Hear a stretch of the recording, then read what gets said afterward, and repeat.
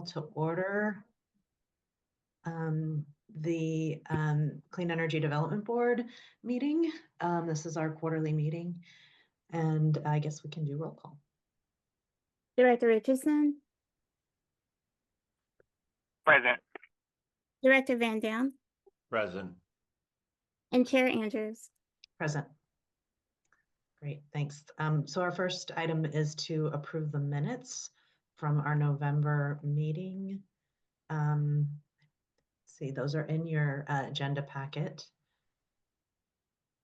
Anybody have any questions or comments there? No, I don't have any comments. Questions. Okay, then we can take a vote on those. Or I guess we need. I'll make a motion to approve. And I'll second it. Second the motion Great. to approve. Yeah. And then we can take a quick vote. Director Richardson, Aye. Director Van Dam, Aye. and Chair Andrews. Aye. Great, thanks everybody. So we just have one resolution on the agenda and then some updates. So resolution number 25, CEDB 01, first of the year, is to approve and authorize the engagement of Polsinelli as our general counsel. Angela, do you have anything more to add to this? This is an update to an existing contract. Josh, you probably are more familiar with the negotiations, so Certainly. would you like to step in here? So as part of the agreement MEI has with the board, we provide general counsel services out through an outside service. And Polsinelli has been that outside service, the general counsel. The contract in which they're operating on is actually one that was established in 2015 with MEI through the Show Me Pace program that we just ported over when we had to quickly take over the St. Louis program. So this simply updates it to current costs, we should say, is probably the best thing. So it reflects reality. So Luke will still be our lead, but as Luke since then to now has done his job and has actually become partner at Polsinelli, as any of you have dealt with, law firms, partners cost more than others. So he'll be working with associates when and where possible to lower costs for any work that we do. Great, thanks, Josh. Any questions about this resolution? Okay, hearing none, I will go ahead and make a motion to approve the resolution, if I could get a second. Second. Great. So we can do a vote. Director Richardson, Aye. Director Van Dam, Aye. and Chair Andrews. Aye. All right, so the resolution passes. And next on the agenda is a program update. I assume Angela and Josh will give us that update. Sure. By law, we are required to file this financial report with the state auditor's office 6 months after the end of the program year.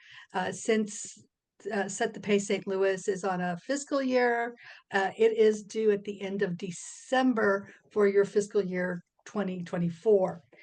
So that was filed on December 16th. I have included a box link if you wanted to see the filing that was made. It was signed by Director Richardson as the president of the St. Louis Development Corp. And this letter is the proof of receipt. So any questions about that financial report? Nope. Okay. We've got a program update. With the end of 2024, we have a new assessment that was billed in bills actually went out in October, and it was due on December 31st. All billing is now being done by a third party. group. We have significant delinquencies right now, but I am following up on each and every one of those, and hopefully they will be paid and resolved. This is as of January 29th. So it's the end of January. This is what we had received, $3.3 million, still waiting to get $4.7 million back. Does anybody have any questions about the 2024 assessment collections to date?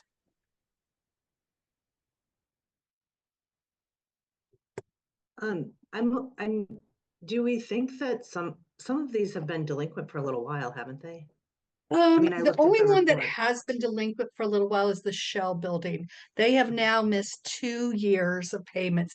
The groceries, the Greenleaf grocery store off of Tucker and this convenience store, that was brought up to date last August. So they were actually 3 years behind. They paid everything up, came up to date, and then failed to pay so far. So I'm trying to follow up on it, see where they're at. I'm sure their lender is also, but for the most part, the only one that is multiple years behind is the Shell building. We have sent that assessment bill to not just the borrowers, but also the receiver that is now managing that building at 1221 Locust. But because it is still only 2 years, you know, there's not much we can do about it at this point. Josh has talked to Twain. Twain is the lender on the Shell building, about where they are on it. So I don't know the lender is aware of the situation. Josh, do you have anything to add to that? No, it's an unfortunate case. The capital provider is working with the senior lender to try and address it the best they can. Great. And do we have concerns about the armory? The Given- Armory's interesting. I got a call from Phil Halsey yesterday. And he is Angela, let's okay. And so he's working on it. Okay. Is what he told me. And he does have a plan. So knock wood that we will have payment in the coming months. But at least he acknowledged it. So that's good, right? Yeah, that's good. Did you send a list of the delinquencies in that email, or am I not seeing it? There was what was said in the email is there is and I said it, I think I said it to Laura, but it was the reconciliations that we received from our third party collector that says, here's what we have received, here's what we haven't received. And I don't know that it was in the agenda packet. So the only reason I'm asking is mostly wondering, is there like a pattern? Is this on the delinquency side? Is it several projects, or is it a couple of really big ones that have really pushed that number up? The Armory is the biggest Set the Pace St. Louis project we've ever done. And this was their first year too. So that was significant. That is in excess of $1 million, that payment. The Shell building, because there's 2 delinquencies, that, you know, adds up. But There, just Angela, to interject real quick, the delinquency report was in the email that Laura sent us last week. So that's where I pulled the information from, which also included the agenda. So yeah, and I that's- provide that for you. and as to we get your updates. to part of your question, I would say it is not a normal structure where we have our delinquencies exceeding the amount collected. But we have had a couple of large projects that have outstanding amounts. So we don't think that all of the 4.7 are heading towards, doom or anything. It's just that there were more of a number that hadn't paid this year. So, which we are following up on. And that's what I was wondering. It's just it from what I remember from previous delinquency reports, like that definitely shot up significantly. So Yeah. Thanks. Any other questions? Okay, this is our program opportunity pipeline, and we have a really nice pipeline opportunity. One of them, I know one of them has fallen off of the pipeline because of a fire. So I don't think that's in the running anymore. But we still have 9, and it's almost $100,000 in value. My only concern is that we're getting a lot of market-driven applications and interest forms, which is kind of the reverse from what we used to do. It used to be more lender-driven, but now people are beginning to learn more about PACE, and we're getting interest form. Market-driven projects don't have the same rate of closure as lender-driven, simply because the due diligence hasn't been completed. But hopefully we will see a number of these completed this year and come to fruition. Does anybody have any questions about the pipeline? Angela, I always have this question. Do you think any of them are driven by the Building Energy Performance Standard? No, not at this point. The one that was dropped off, and they aren't doing it until I think the city starts. And I could be right, but right now they're being pretty nice to the building owners, understandably, and so there's no sense of urgency, I think, which is probably good. One thing that not so much the energy performance standards, but the market. There's a lot of talk about data centers. There's a lot of talk about, changing offices over to other types of properties, mixed use, multifamily. And I'm hoping some of that catches in St. Louis, where some of the buildings that are either vacant or not fully occupied can take on new roles. There was a building down on Walnut that was kind of an office, and it became a data center, and I'm hoping to see more of that. So we'll just have to watch and see what happens there. Any other questions about the pipeline?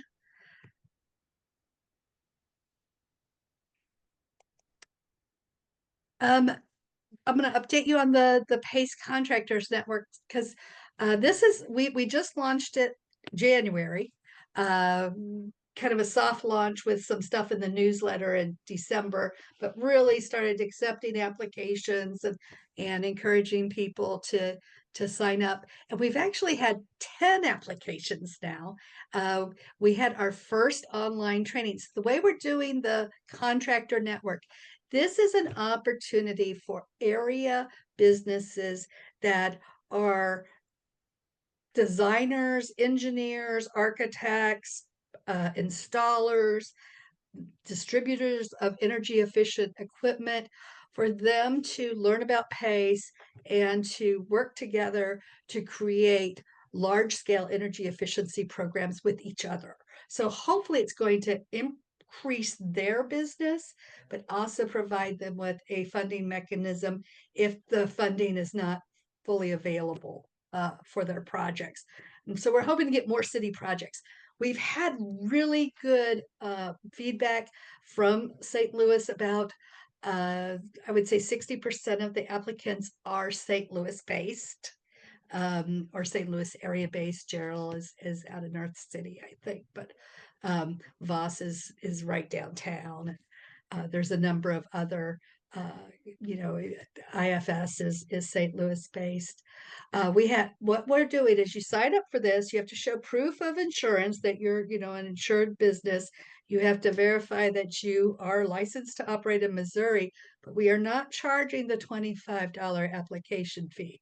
What we are doing is mandating that they attend a training program on PACE so they understand what PACE is and are able to talk about it knowledgeably.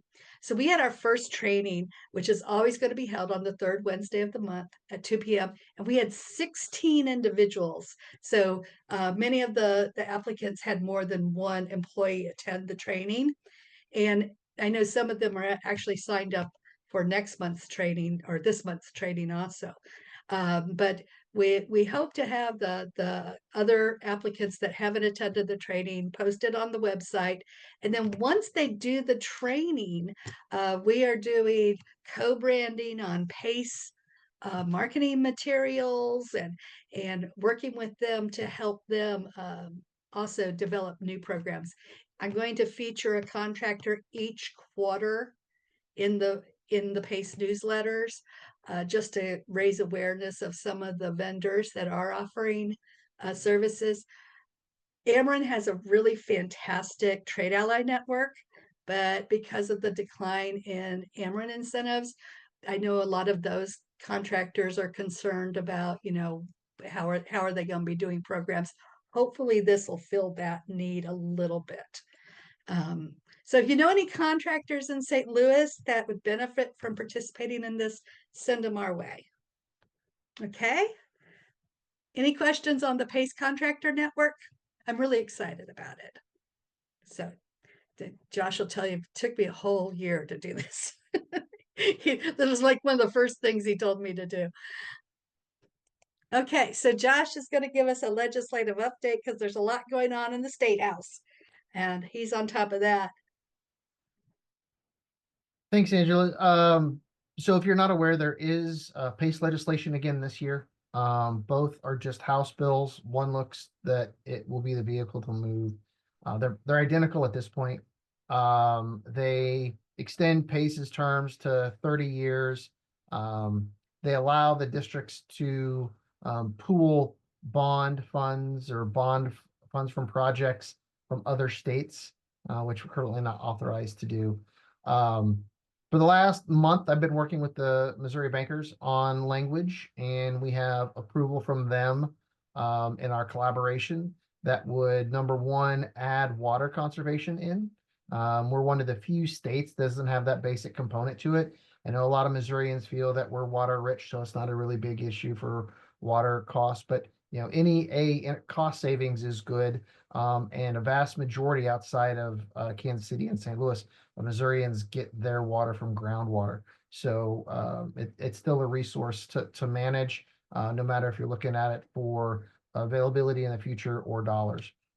Secondarily is we are removing the language that requires a first right of refusal by a Missouri bank. In turn, we are codifying the senior lender consent. As you know, that is a component that this program and this district has always stood by, even though it's not a requirement in the state law.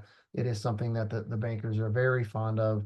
Our capital providers are very fond of as well. And so it was a smart move, I think, by everybody able to do that. The right of first refusal has always been a hurdle, an obstacle that many have stumbled on. And it was unnecessary. It never really stopped anything, but it definitely gummed up the works. So the hope is that those three things plus what else is there will bring Missouri PACE into a better operation. I will say the other thing, the existing bill also removes residential PACE. So obviously we're in February and the bill has a hearing next week. But who knows what's going to happen. So when you say that residential is going away, that's just officially speaking, right? Correct. There's really not there's no activity as of this point. No, there's no activity. Residential PACE is really only active in Florida with a little bit of activity in California, and that's it. Thanks. Josh, what's the bill number for that? 1155. House bill. Got it. Thank you.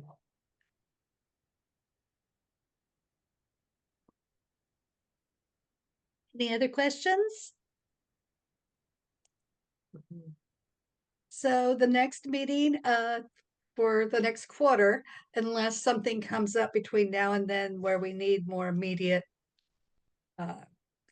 board approval, will be on Wednesday, May 14th at 3 p.m. Great. It Thanks, will be Angela. warm. Yes, let's hope so by then. Thank you both for the updates. Appreciate it. Let's see. I guess the next item is just an open agenda. I don't know if there's anything that we need to cover here. And I don't think we need a executive session or anything, so I guess I'll call to adjourn the meeting. Do we need a quorum to do that? Do we have to stay on the phone, on the call? Yeah, you'll just need a second. Second. Okay, awesome. All right, well then I guess we'll reconvene on May 14th. Thanks, everybody. Thank you. Thank you. Bye. Have Thanks, a good rest of the day. Bye-bye.